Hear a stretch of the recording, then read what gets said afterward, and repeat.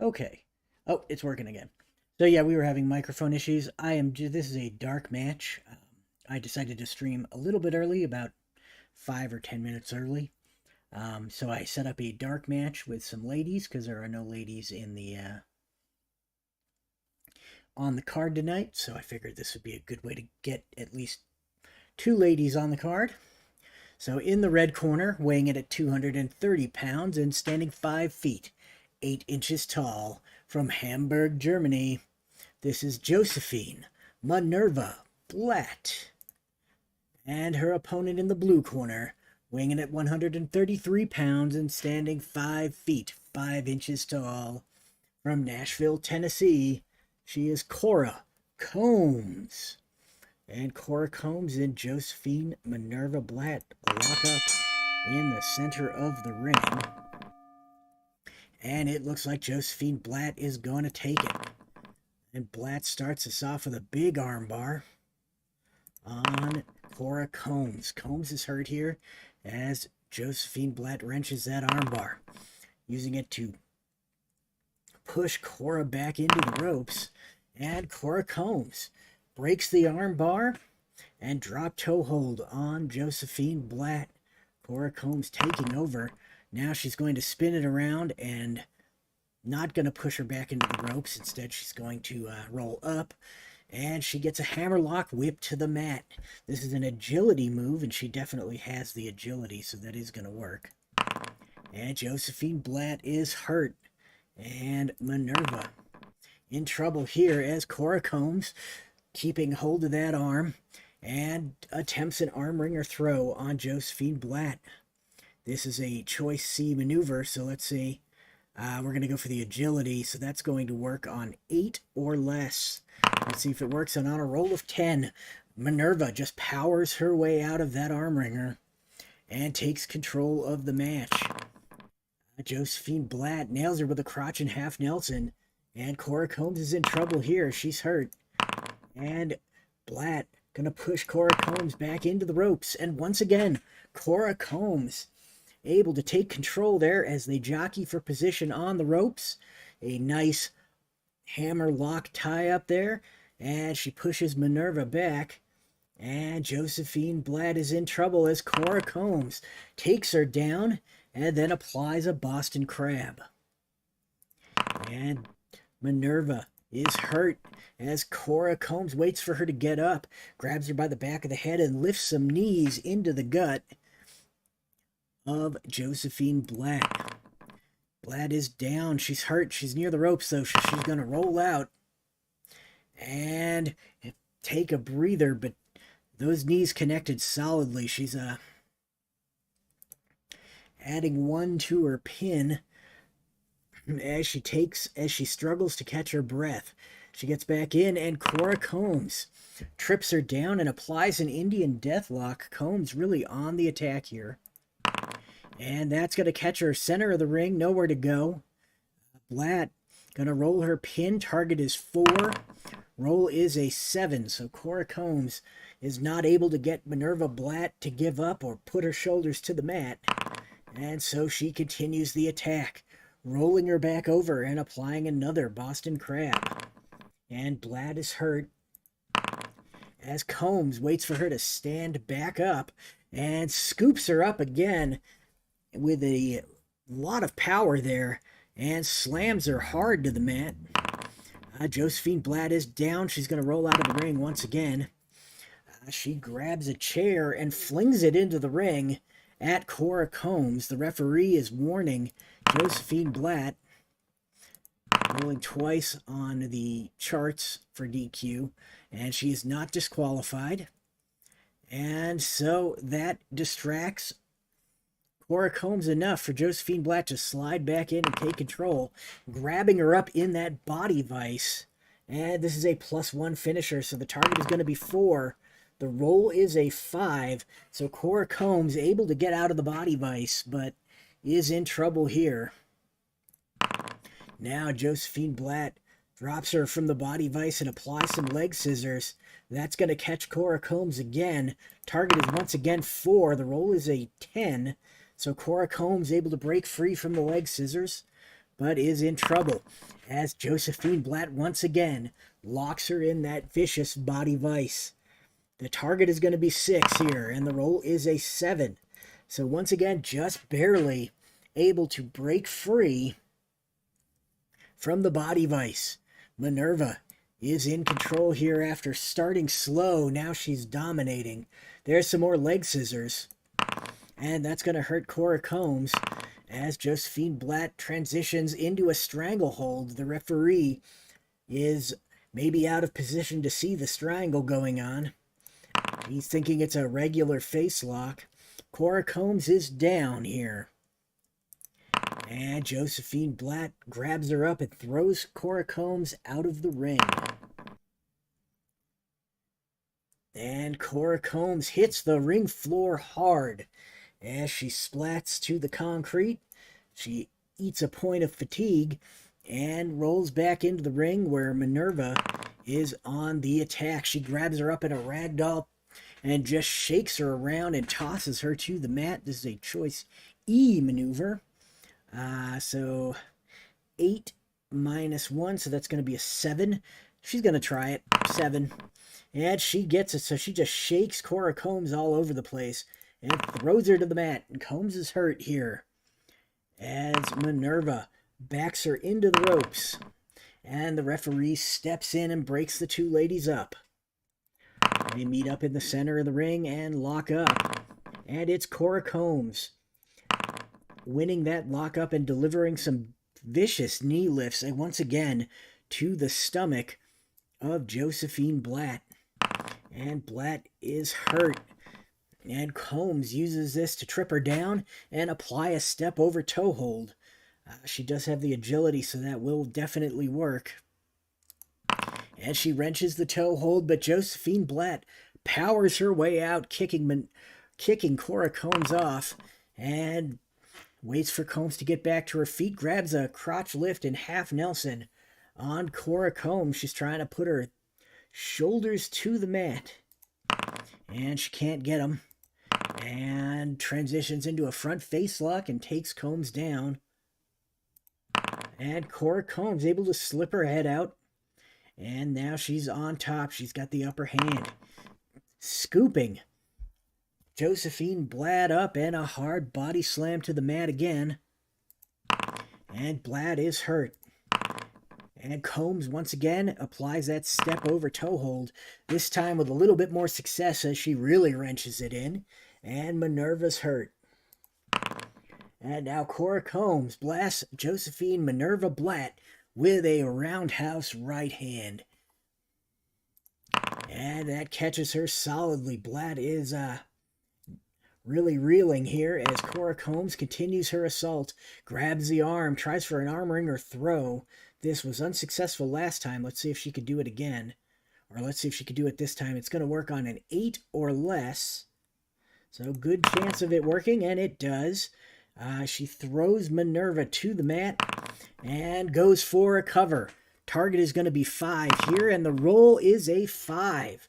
So Josephine Blatt is pinned by Cora Combs with a, what was it that pinned her? An arm wringer throw. So Cora Combs beat Josephine Blatt with an arm wringer throw. That would have been, Blatt would have had 1 more, so that was 7. So it's going to be a 3.5 star match to start us off. Let's see, we got Combs with 4 and Blatt with 3. And we are going to take a brief break.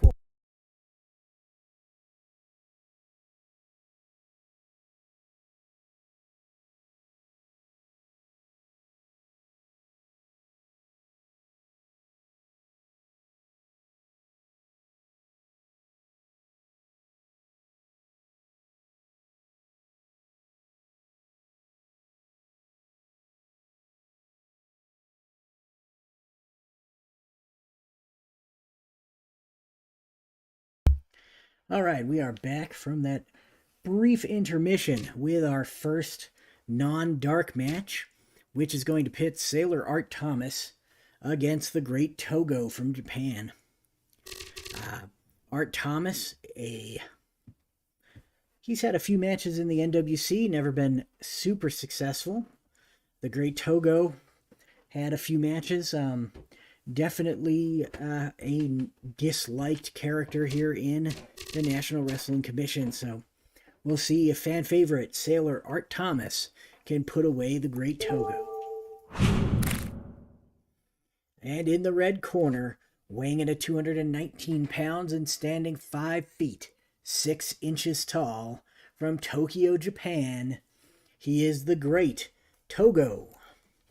And in the blue corner, weighing in at 265 pounds and standing 6 feet 6 inches tall, from Fitchburg, Wisconsin, Sailor Art Thomas. And Thomas and Togo lock up. Thomas has a full foot on Sailor Art, or on the great Togo. And it looks like Togo going to win the initial lockup, though, with a quick kick. And that's an agility move. And they are even in agility, so that is going to work. And Art Thomas catches the kick, puts him down and stomps on him. That is just absolute brutality from Art Thomas there, tripping Togo down after catching his kick and stomping directly on him. And Togo able to catch the stomp. And Togo goes for a leg takedown on Sailor Art Thomas. And Art Thomas counters that leg takedown, attempts a back elbow on the great Togo, and Togo's hurt. Sailor Art Thomas now stomps him again. Will this stomp be successful? It will not. The great Togo takes control here after rolling out of the way of the stomp. And he takes Thomas down on the way up and then drops a knee across his throat, choking Art Thomas.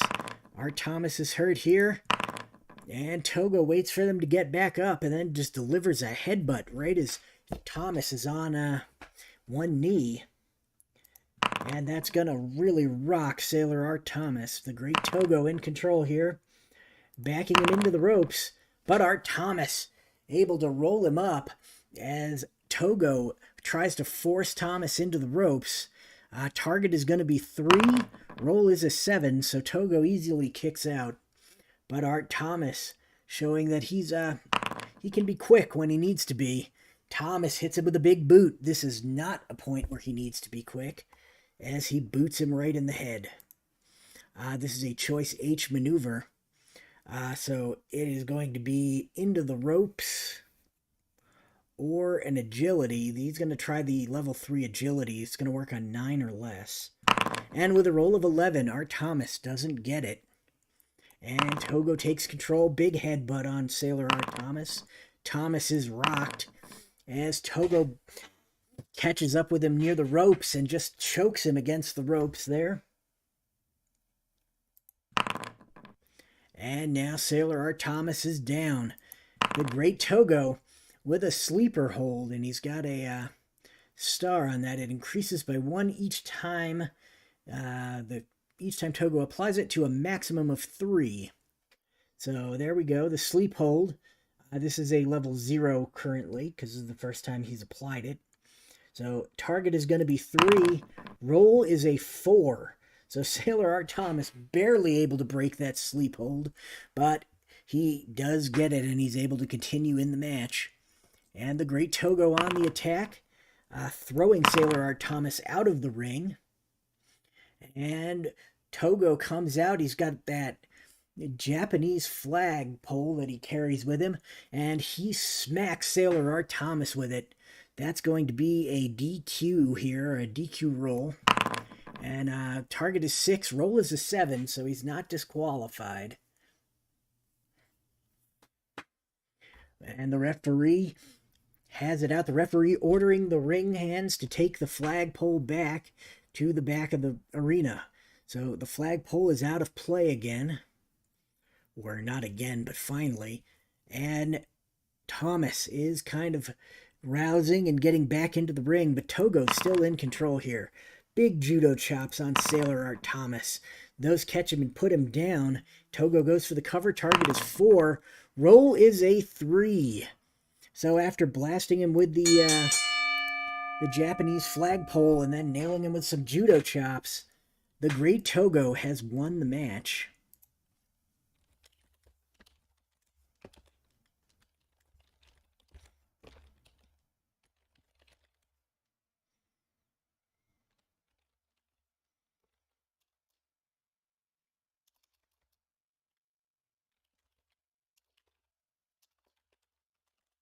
Japanese flagpole.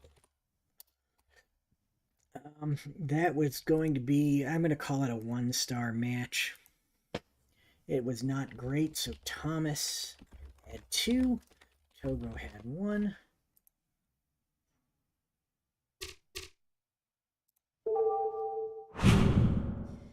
And here we go, our second match. Theibaud Bauer versus Yvon Robert.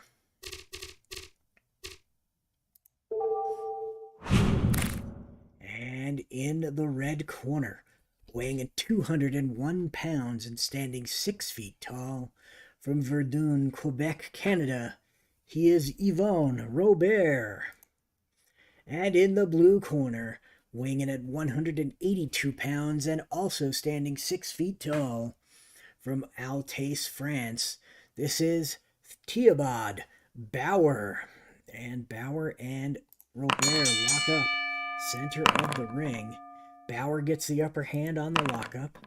Grabs a waist lock on Robert. Robert can't stop Theibaud Bauer from taking him down.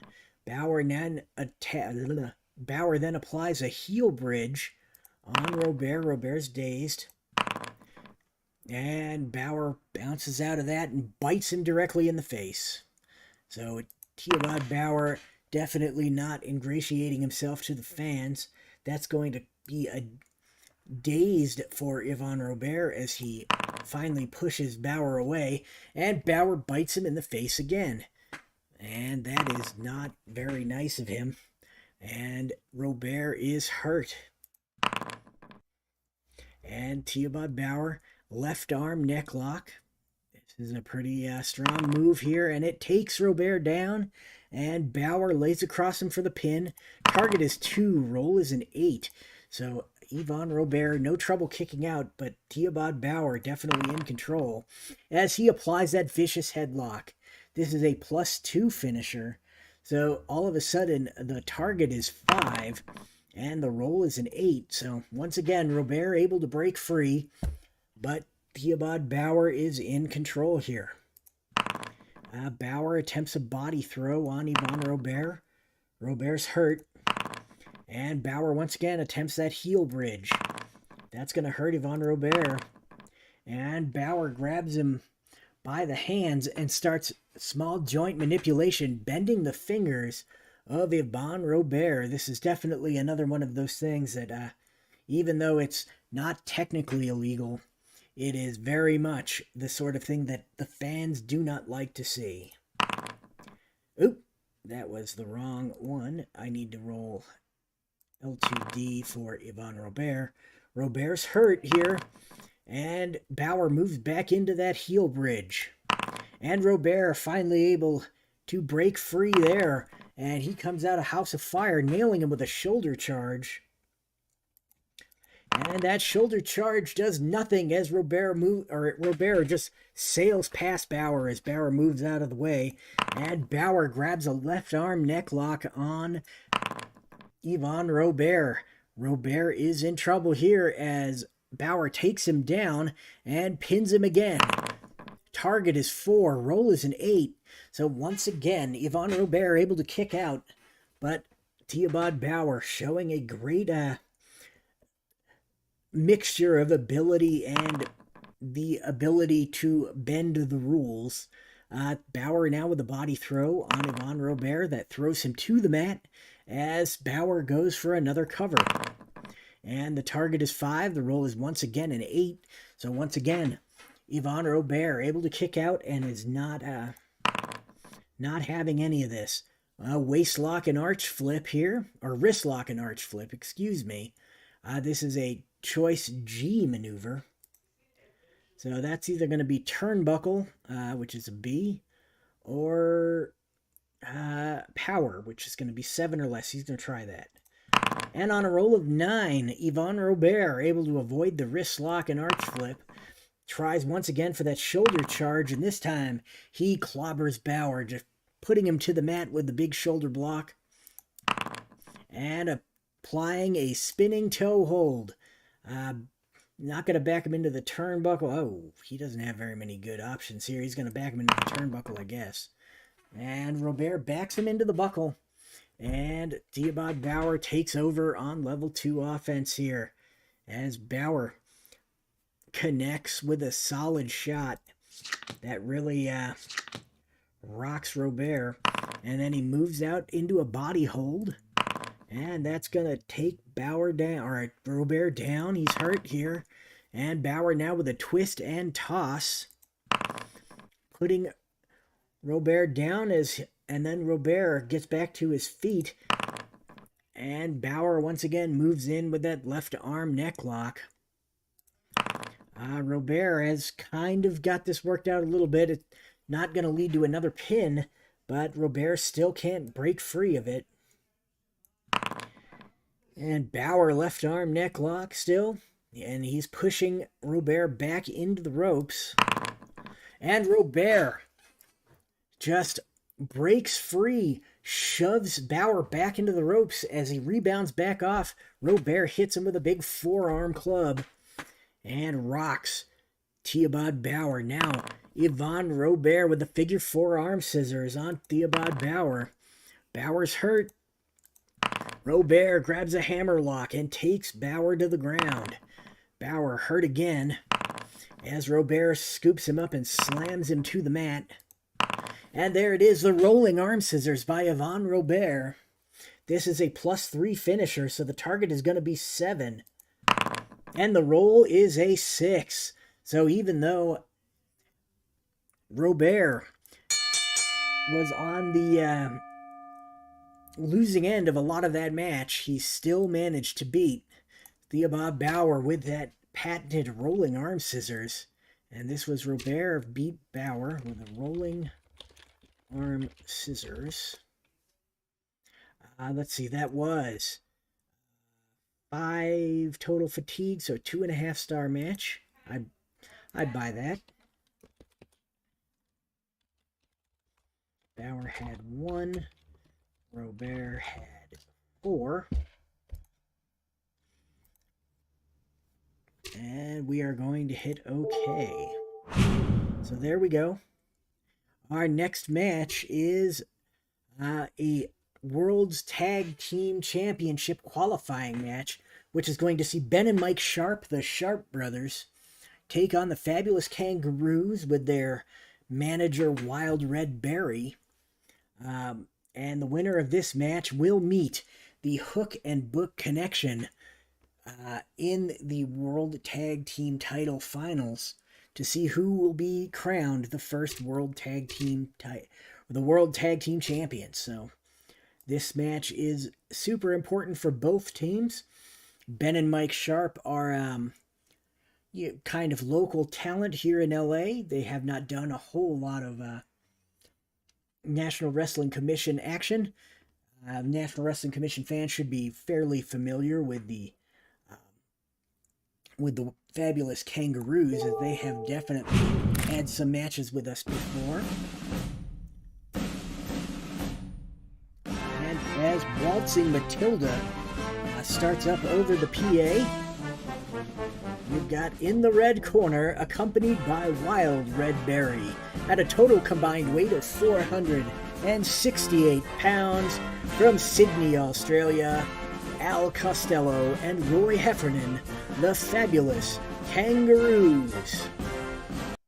And their opponents in the blue corner, at a total combined weight of 504 pounds, from Hamilton, Ontario, Canada, Ben and Mike Sharpe, the Sharpe brothers.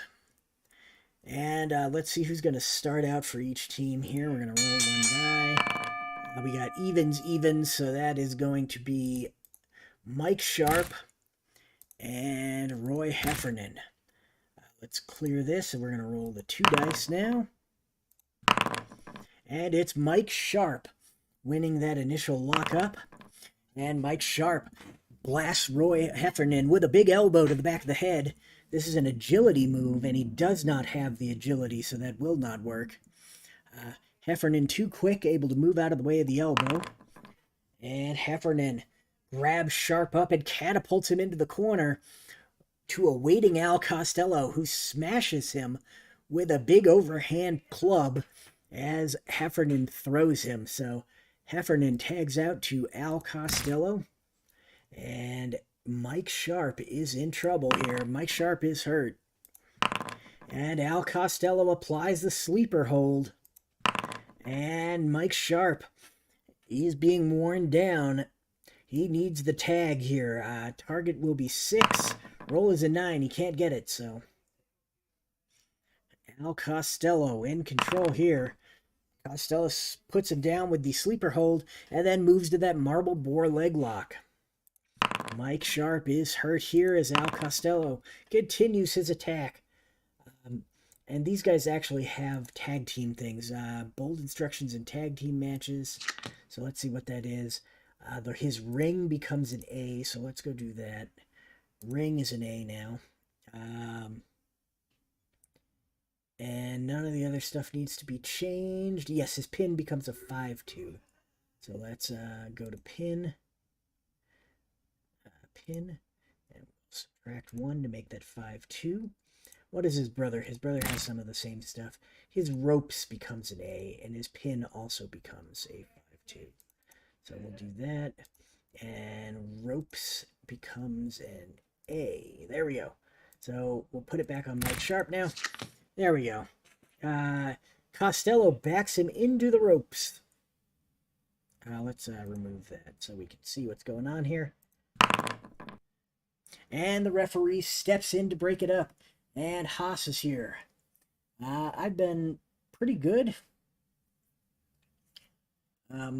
Just kind of been busy. This is the first time I've had time to stream a card in quite a while. I do have big news at the end of this. So if you're able to stick around, it will definitely be worth sticking around for. So, yeah, big announcement at the end regarding the FG Assistant program. So stick around to the end and hear what I got to say. Anyway, so the referee steps in, breaks these two up as neither man can get an advantage on the ropes. And this is going to be both men rolling for initiative here. And this is going to be Al Costello taking control and backing Mike Sharpe into the turnbuckle. And Mike Sharpe able to counter that, grabbing him by the back of the head and slamming him into the turnbuckle as Costello thought he was in control. And now Mike Sharpe going to back Costello into the turnbuckle. Is it going to work? Yes, it is. Costello clubbed by a couple of big forearm shots across the back of the neck there as he leans into the turnbuckle. And then Mike Sharpe going to make that tag to brother Ben Sharpe. And Ben Sharpe continues the attack. Double choke on the ropes. This is an add 1 tag move because they're teaming. So add 1 tag. And he's going to roll on 3. And he is down, but he also has the opportunity to tag. What am I doing? That's death jump, not tag. I need to roll 2 dice. Let's see. Here we go. Tag. And he can't get it. He needed a 6 or less. He rolls a 7, so just barely. Mike Sharpe able to keep him out of his corner and continues the attack. Now Mike Sharpe's got him up over the shoulder with a big backbreaker submission here. This is a +2 finisher, so the target will be 6. I think that Red Berry's going to jump in and try to distract the referee, and he is able to do it. So Red Berry successfully distracts the referee, but Al Costello takes a point of fatigue, and Mike Sharpe still on the attack. I need to add the pin saves here, so let's do that. Blue corner, both corners independent. We'll go pin saves, and set that at 2. Each team has 2 pin saves. So let's go here. We'll close that down, and there we go. So Costello in trouble here as Mike Sharpe on the attack grabs a standing leg lock on Al Costello. Costello able to counter that. Applies a surfboard on Mike Sharpe. Mike Sharpe is hurt. Costello grabs a sleeper hold now. And that's going to leave Mike Sharpe woozy as Costello manages to get back to his corner and tag in Roy Heffernan. And Heffernan on the attack here. A big catapult smash. This is another tag move. So that's going to leave... That's going to put Costello back in the ring. Mike Sharpe is down, but he's close to his brother Ben. Can they make the tag? They cannot. Costello able to move him back. Costello, Australian backdrop. This is a level 0 finisher, so the target is going to be 2. The roll is a 5, so Mike Sharpe takes a point of fatigue there. And in control. Al Costello throws him out of the ring. We're going to do that, yeah. Both wrestlers roll count out. So target is going to be 3. And the roll is an 8, so he's not counted out. Target is going to be 5. Roll is a 4. We're going to roll twice because it's a chart thing. And that's a 7. So he is not counted out. And that is going to, let's see, the wrestler with the better ring rating, I believe it is. Yep. And they are even. If the wrestlers have the same ring rating, you take over on level 3. So that's the difference between the vintage charts and the more modern charts. Ties go to the wrestler on who's doing the roll. So Mike Sharpe will be taking control here. And Sharpe with a trapezius claw. This has got a asterisk. Roll 1 die. On rolls of 1 or 6, use trapezius claw toss. 3, add 1. So let's roll. And it's a 4, so it's just the trapezius claw. So we've got him rolling on level 3. And Costello is down. He's going to roll out of the ring. And Costello slows it down, takes a breather, gets back in. Mike Sharpe in control here. Choice F. Gonna do the power move. It's gonna work on 7 or less, and on a roll of 6, it is successful. So Al Costello in trouble. He is down once again. Going to roll out of the ring. And he comes, Mike Sharpe follows him out of the ring, and all 3 of the fabulous Kangaroos gang up on him and attack him. So Mike Sharpe in bad shape there. The referee warning Al Costello and the rest of the Kangaroos to break it up. They are not disqualified. So they throw Mike Sharpe back into the ring, and Costello is on the attack here. Choice G. That is going to be into the turnbuckle, or a level 3 move on power. That's going to be 6 or less. He's going to do the turnbuckle. And Mike Sharpe backed into the turnbuckle, where the Kangaroos lay in a little bit of the double teaming again. And finally Sharpe fights his way out of the corner, but Costello jumps on him and sleeper holds him. And Costello is really got that cinched in tight. And Mike Sharpe starting to fade near the ropes. Thankfully, he gets his foot over the bottom rope and then steps out of the ring. And he pulls Costello out, and him and his brother just plant Al Costello with a big double set of punches there.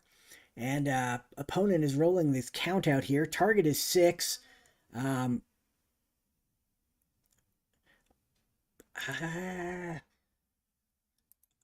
Usually they only get 1 distractor roll, and I don't think you could do a pin save on a...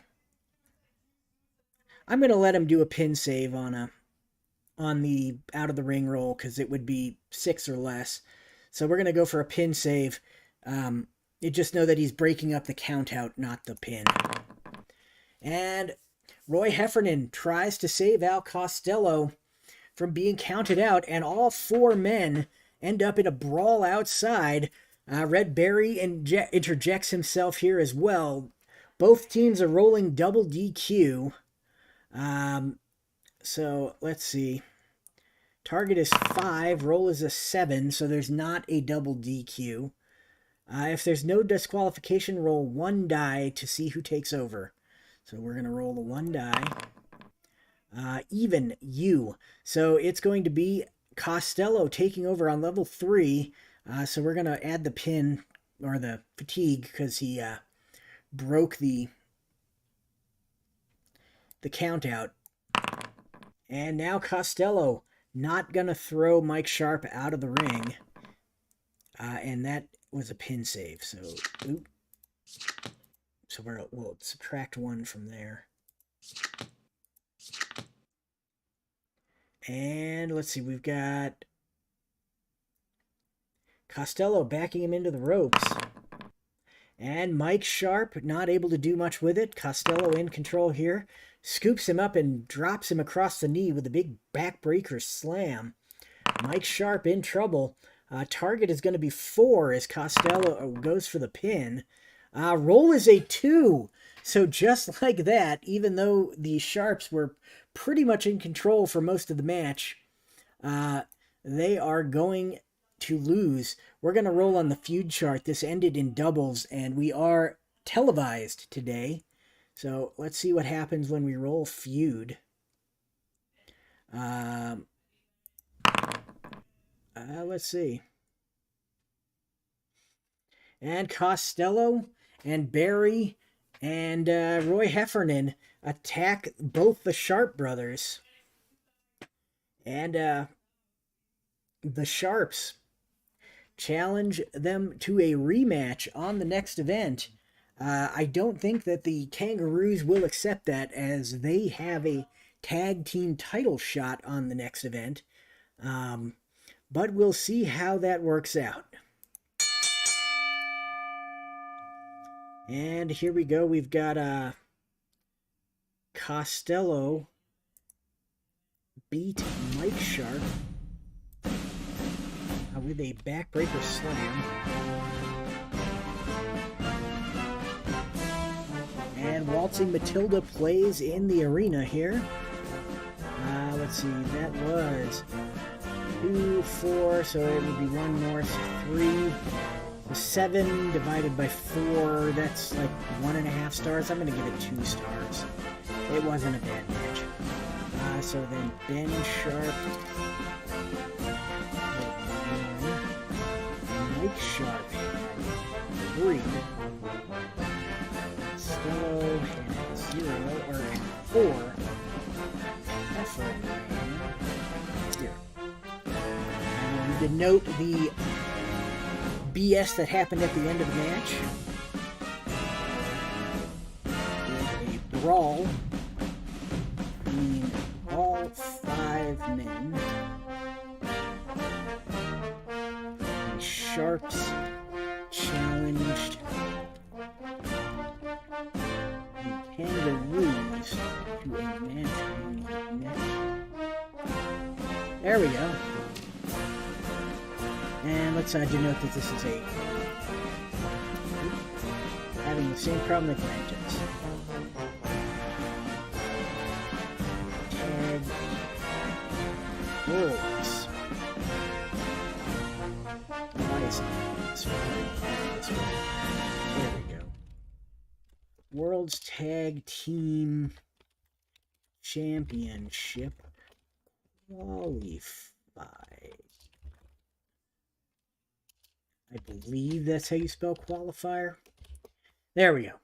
That took way longer than it needed to. I apologize. And we're on to our semi-final match here.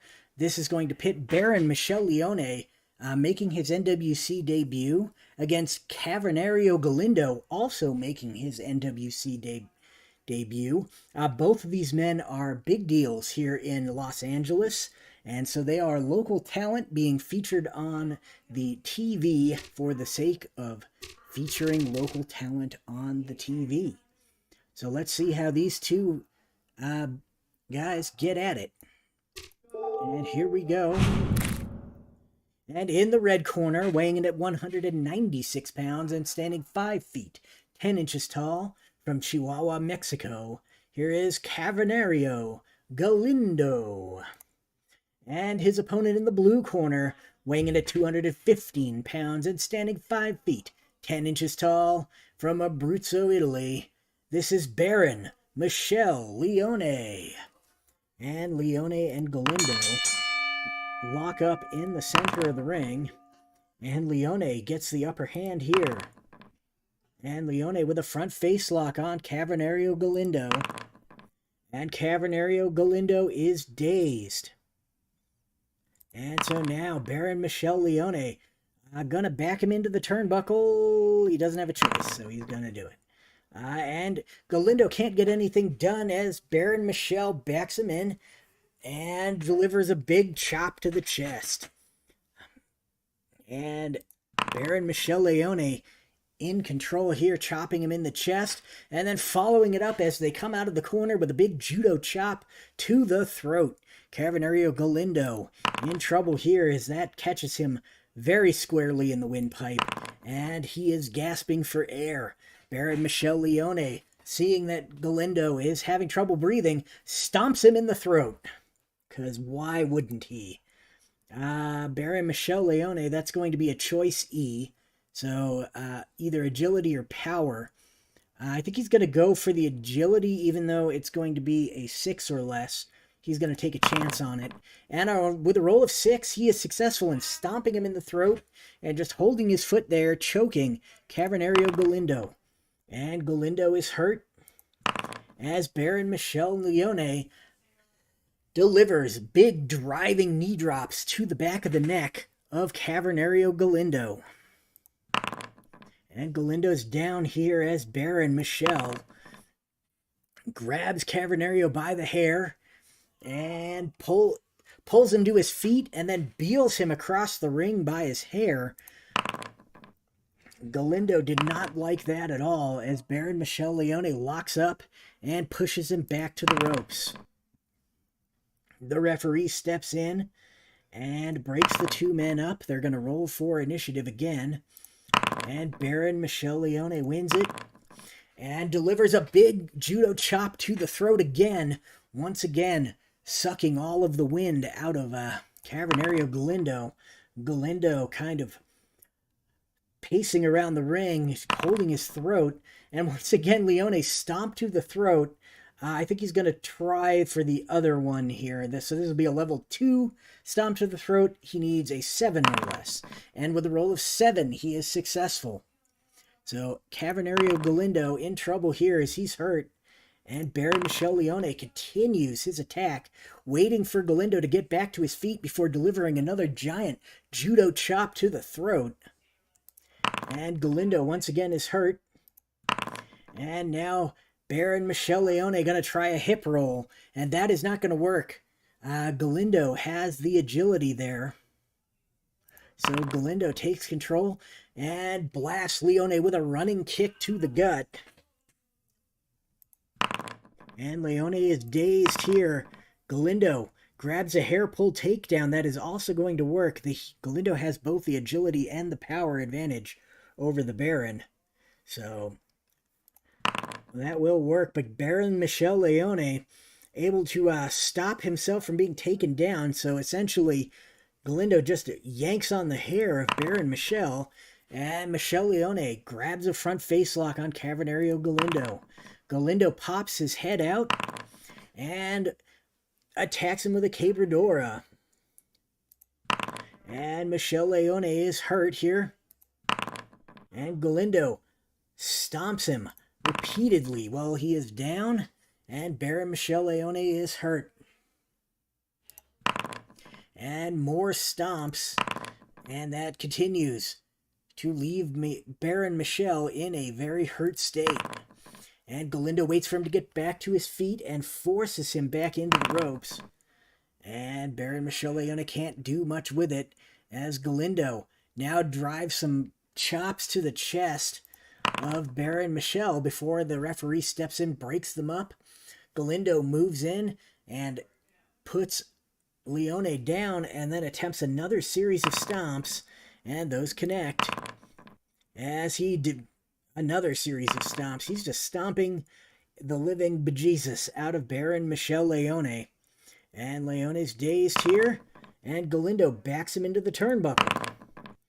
And Leone can't get much done there, as Galindo once again just continues to try to chop him. He's trying to get the same effect that Baron Michele Leone's chops have on him, but Galindo just a little bit more reckless and wild with them and less measured and precise, so they are not landing quite as brutally as Leone's chops do. And now Cavernario Galindo with a running kick to the gut on Baron Michele Leone, and Leone catches the leg. Leone with a big forearm smash, but Cavernario Galindo able to duck out of the way and trip Leone and nail him with another series of stomps. Those stomps are very effective. Galindo waits for him to get back to one knee and then delivers a headbutt, and that's going to rock Baron Michele Leone, as Galindo then attempts a forearm pummel. And those forearms connect. And Galindo Cabradora. Leone's hurt again.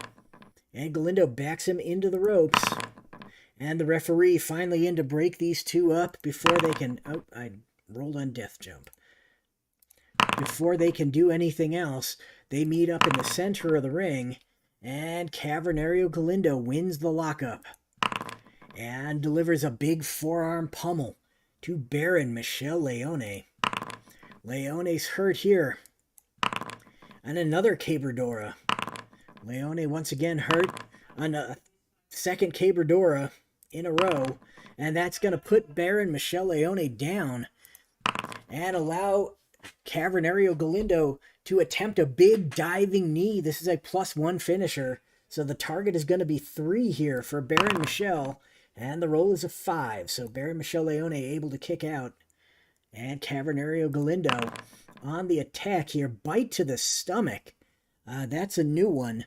Never seen anybody bite somebody in the stomach before, but Galindo's a wild man. Leone able to shove him back. Doesn't really get a hold of his stomach or anything. Leone is in control now. Another big blasting judo chop to the throat. And Cavernario Galindo is definitely in trouble. That rocks Cavernario Galindo, and Leone follows up with another judo chop to the throat. Galindo's hurt once again, and Baron Michele Leone takes advantage of Galindo being out of breath as he drops some driving knee drops to the back of the head of Cavernario Galindo.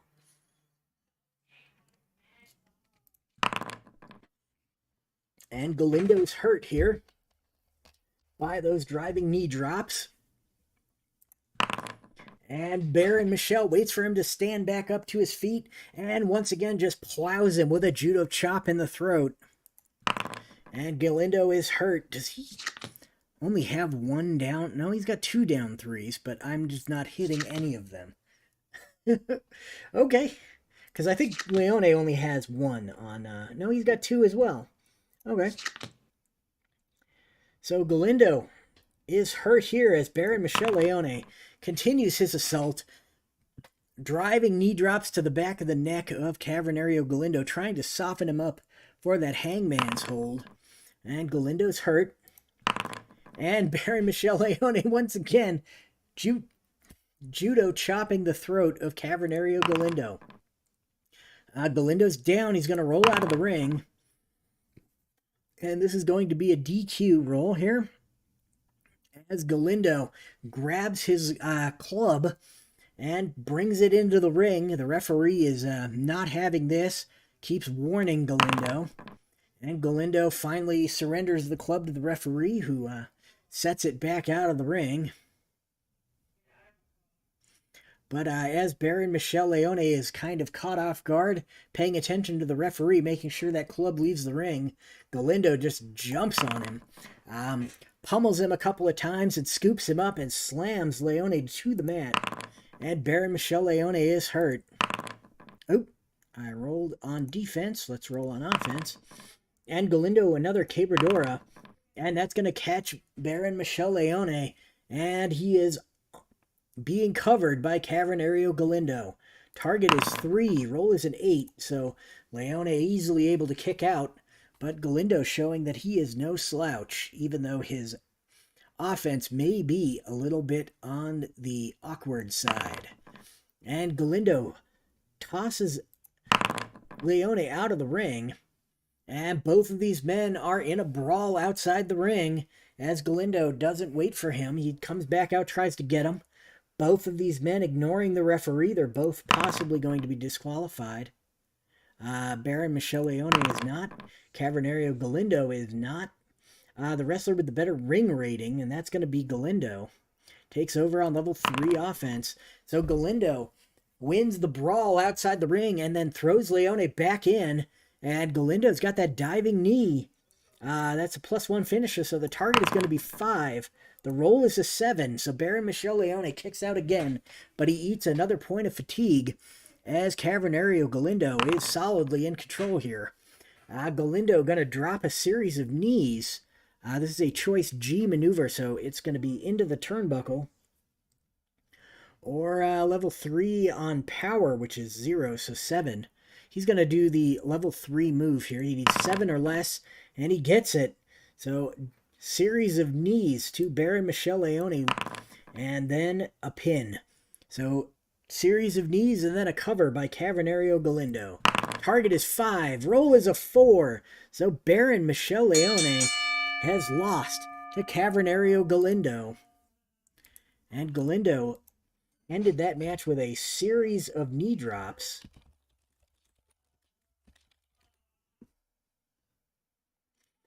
And that would have gotten Michele Leone another fatigue token.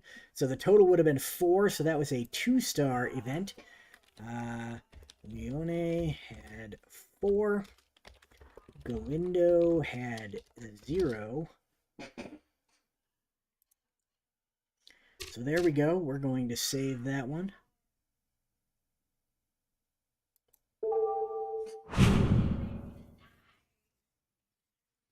And we're finally on to our main event of the evening. This is an NWC World's Heavyweight title match. That's going to pit champion Joe Stecher against challenger Lou Thesz. Thesz is a former champion himself. Has had title shots recently, but is still the #1 ranked challenger. So the title commission decided that it was the best fit to have Thesz re-challenge for the title. So here we go. The NWC World's Heavyweight title at stake here.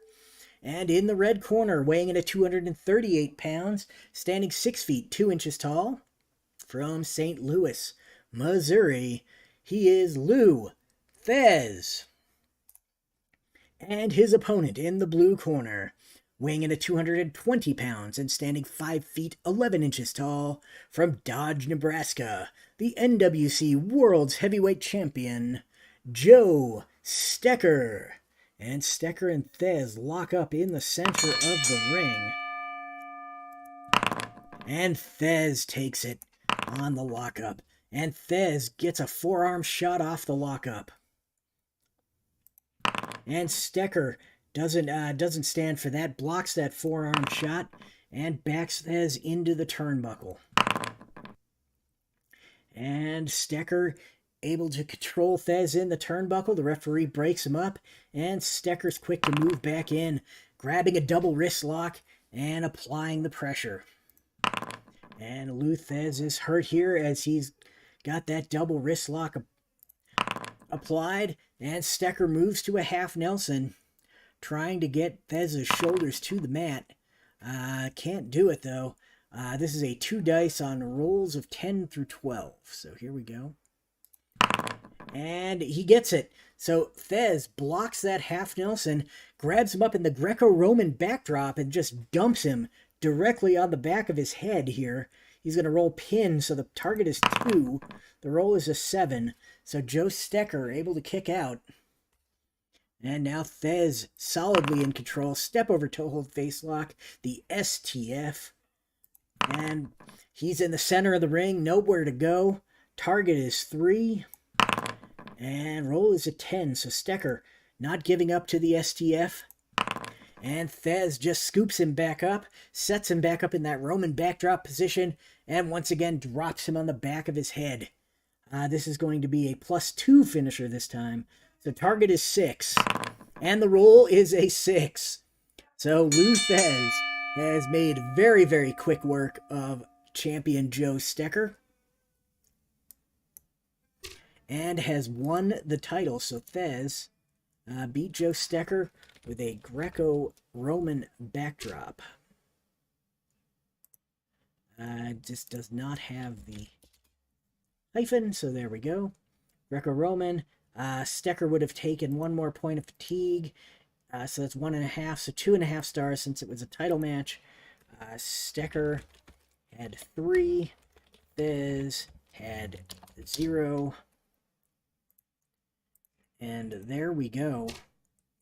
So that is going to do it for the card. I do have an announcement here, but before we do that, let's go look at the title history here. The world title has kind of bounced back and forth recently.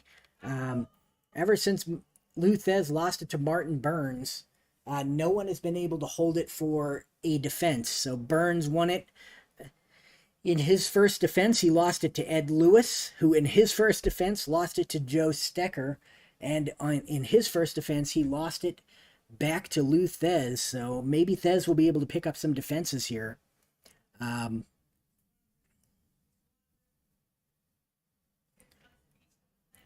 Stephen Rutkowski, I guess. If I'm butchering that, I'm sorry. Welcome. I just noticed that you had posted. Love how this looks and plays out. Great job. And good match for Lou Thesz. I agree. That was a good match for Thesz. Congrats to Thesz on his victory in championship, says Derek Bauman. Thesz, I think this is his 3rd time? 2nd time. Thesz is a 2-time champion. He held it in the 7th and 11th reign of the world title. So Thesz is a 2-time champion here. Go check the rankings real quick. And William Muldoon still at 22-1. Your NBBW World's Junior Heavyweight Champion. He has been champion for going on 6 years. And he has not lost at all in that time. Ed Lewis, Jim Londos, and Lou Thesz round out, and Joe Stecher round out the top 5. So definitely an interesting thing. So my announcement. I talked with Phil Singer way back. I think our initial conversation was like in June or July. And then I have not heard anything from them since like the end of August. So I don't know what's up with it. I am going to release this to people who want it via Patreon. I am not advertising this on the Phil Singer forums or like the places that they go. I still would like to do something officially, but I think at this point, I've been telling people since like June or July that, like, oh, it's coming. And, I don't know what's going on with them. They've been slow on other things recently too. So I don't know. But for, if you sign up on my Patreon at $5 donation level, you can get access to the program. You really only have to pay it once. You can download the program and then cancel your membership or your support if you want. But you won't get access to any updates I make. So basically for $5 a month, you get support, you get access to the Discord, you get access to the application. There are some other levels that get you access to my bootleg cards for this program. You get basically, here I can bring up let me bring up the Patreon real quick so you can kind of see what we have to offer. Let's go here, Patreon, and then I think I would have to turn on is it this one? No, it is this one, full screen cap. And then I'm going to turn this off. So here we go. The Patreon is patreon.com/FGassistant. And you are welcome to come and so let's view this as a public so you can see so I've had a couple of people who have signed up already. There are, I believe, four different membership levels. There's basic, and at basic you're going to get Discord access to the most current version of the application and all updates as long as you're a member, and Discord access, which is where you will get support. If you have issues, you can talk about the program with other people who use it. You can ask me questions. You can make suggestions. If you want to support a little more, you can do the digital bootlegger. This is going to get you the same thing as basic. Plus, you'll get access to my early access for the bootleg cards for the bootlegs of wrestling sets that I do twice a year.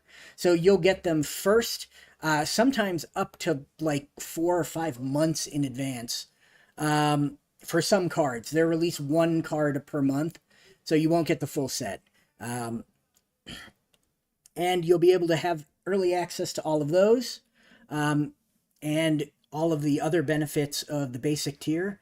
And then there's the Digital Bootlegger Plus tier, which gets you all of the access from Digital Bootlegger Plus.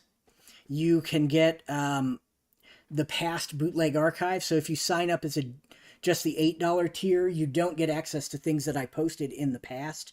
You only get the current stuff from when you sign up onwards. But if you sign up to Digital Bootlegger Plus, you get everything from the past. I'm not trying to fleece you, so if you do this tier, I recommend that you sign up for it for 1 month and then switch your membership to the $8 tier moving forward, because you really should only need access to that past archive for basically 1 month, where you download everything that I posted previously. And then there's the ultimate tier, which is the PDF bootlegger. That tier gets you everything in the previous tiers.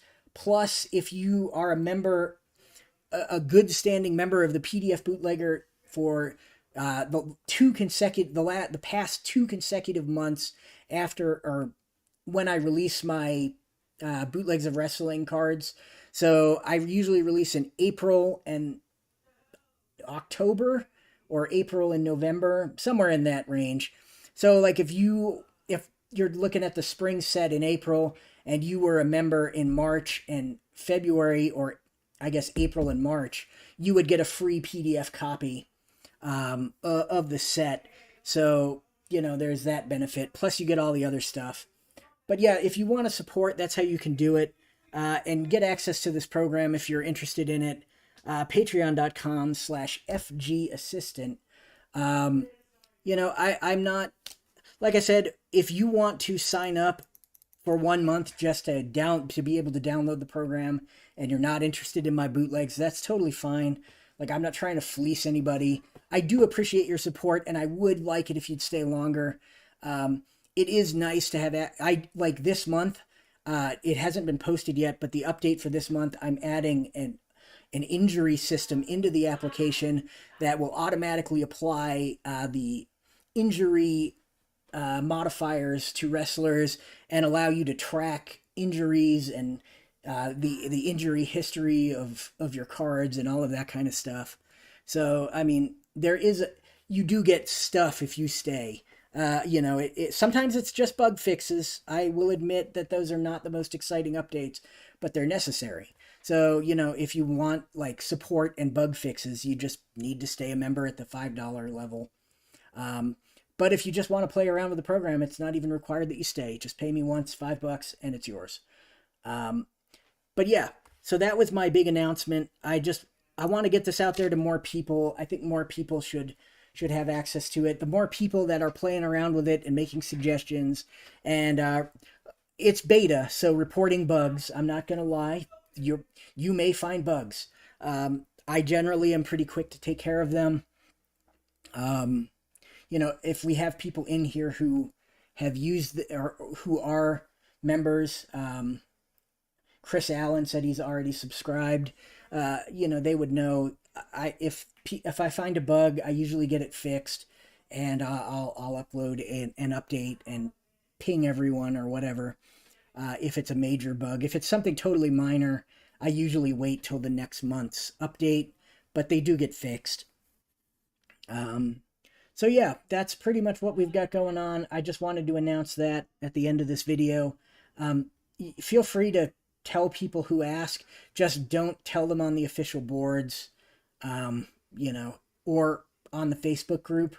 You know, do it through private messages or whatever if you have to. I'm trying to keep it. I just don't want to upset Phil Singer, but I do want more eyes on this. It's getting to the point where, like, I have a group of about 5 or 8 people who help me test, and we basically found everything that we could possibly find as far as bugs and that kind of thing. So it's time to get more eyes on it. So yeah, join up, help me out. You get access to the program. You know, you get access to this wonderful mod.io stuff. So people upload their bootlegs here. Grant has uploaded all of his championship wrestling from Hollywood. There is a user named Saint who does these amazing recolor, or he takes the black and white cards and colors them in, just like I've been doing. So he's done like the Von Erichs and Norville Austin, Terry Funk.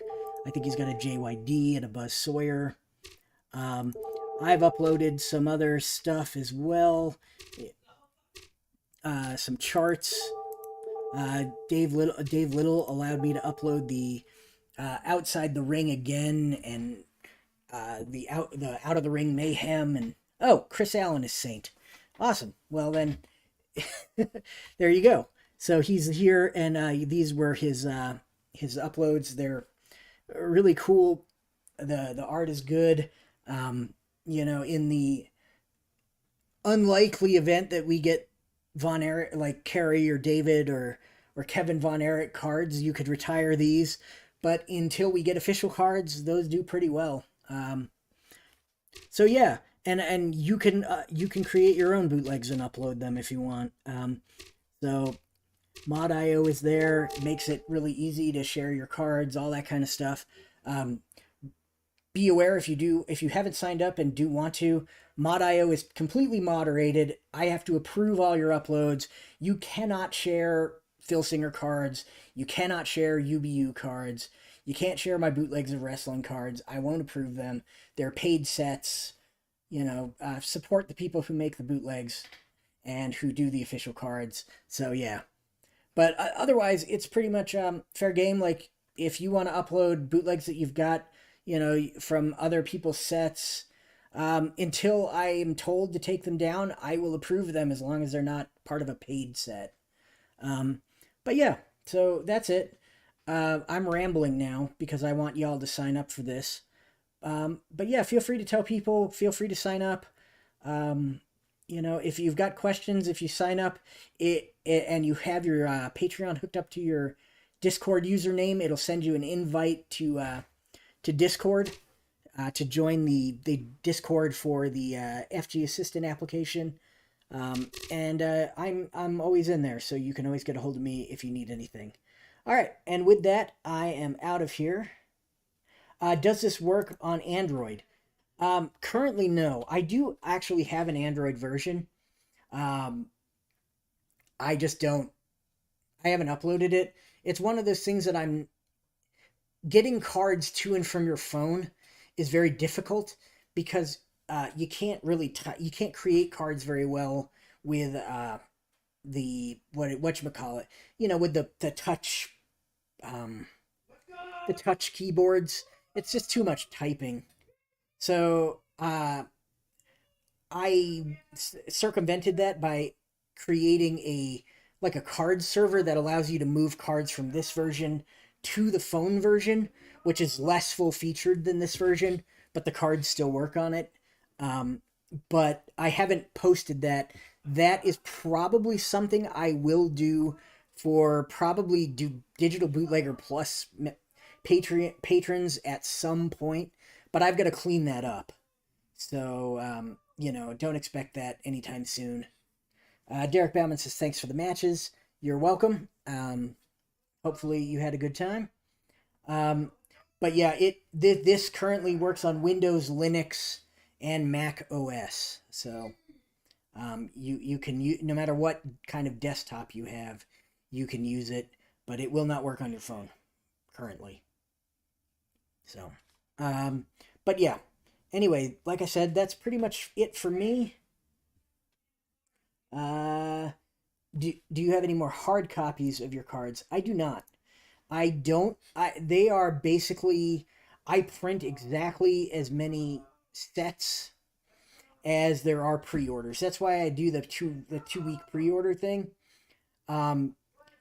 Basically, I don't want to spend any more money than there is demand, and like I don't want to print extra copies and then sit on them for months and months before they move. So I just print them. If you want a copy, you got to pre-order them. That's pretty much how it is. You could still get the PDFs and print them yourself. And since you're from Canada, I really recommend that. Shipping one of those sets to Canada costs almost as much as the set itself. It's crazy. Like I think it was like, so I charged $35 for the sets, like postage paid in the US, and like the shipping to Canada is something like $22 because I mail them in like a hard cardboard mailer, and the post office near me doesn't. It's like Grant is able to send those as just like regular mail, and his post office is fine with that. My post office requires me to send those as packages, and so they're really expensive. So, yeah. So I really recommend that you just buy the PDFs, Haas, and go to Kinko's or Staples and print them yourself. It's really easy to do, and it shouldn't cost you. If you go to Kinko's and get them on like decent cardstock, and do it yourself, it probably shouldn't cost you more than like $10. So. Yeah. So yeah, definitely. If you're interested, you can hit me up either on the official boards or on on the Facebook. You just send me a instant or a private message on Facebook and let me know what you're interested in. I think the PDF sets are $20. Yeah, I basically there to recoup my art investment because the art cost on the sets are like about half a grand. So I got to charge something for him to make up for the art costs. Otherwise, my wife would not let me do them. So, awesome. So that's it for me. Thank you for tuning in, and I will catch you all later.